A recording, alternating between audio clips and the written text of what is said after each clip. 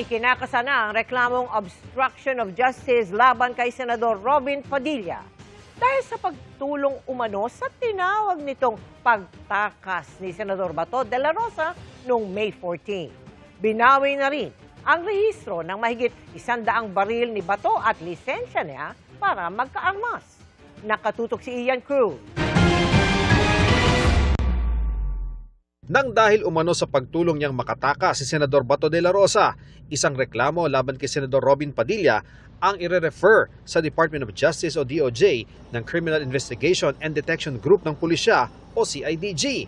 Ang reklamo, paglabag sa Presidential Decree 1829 o Obstruction of Justice na may katapat na kasong kriminal.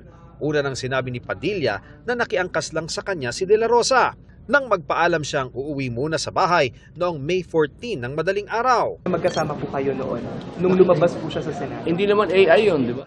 Pero lumalabas sa investigasyon ng CIDG na hindi lang basta nakiangkas, kundi planado ang nangyari. Binuntutan umano ang SUV ni Padilla ng isang sasakyang nagsilbing security escort at backup car. Tikumpasa ngayon ng PNP ukol sa buong detalye sa napipintong paghahain ng reklamong obstruction of justice laban kay Senador Robin Padilla. Bukas daw ito isa sa publiko ng CIDG. The CIDG will be conducting or will be having a press conference tomorrow morning. So, dun po natin malalaman ang buong detalye ng resulta po ng kanilang investigation. Sinisika pa naming makuha ang panig ni Padilla, pero nauna na siyang sumagot ng tanungin kung illegal ba ang kanyang ginawa. Ay tanong natin sa kanila kung may illegal. Kasi sa amin, tandaan ninyo, ang Senate, ang sabi ng aming SP, ay hintayin namin ang warrant ng local court. Pero sir, bukas kayo sa mga possible investigation. Eh, wala tayong magagawa. Inutos na rin ng Firearms and Explosives Office ng pulisya ang pagbawi sa lisensya ni de la Rosa na magmay-ari at magdala ng mga armas.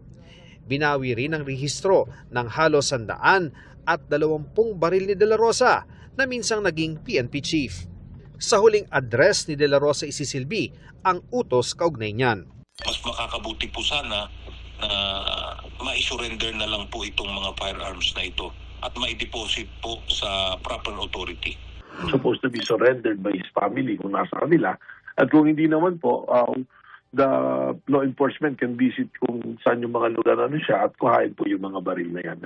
Implementing Rules and Guidelines o IRR ng nasabing batas ang binabanggit ng pulisya na batayan ng pagbawi ng mga lisensya at rehistro.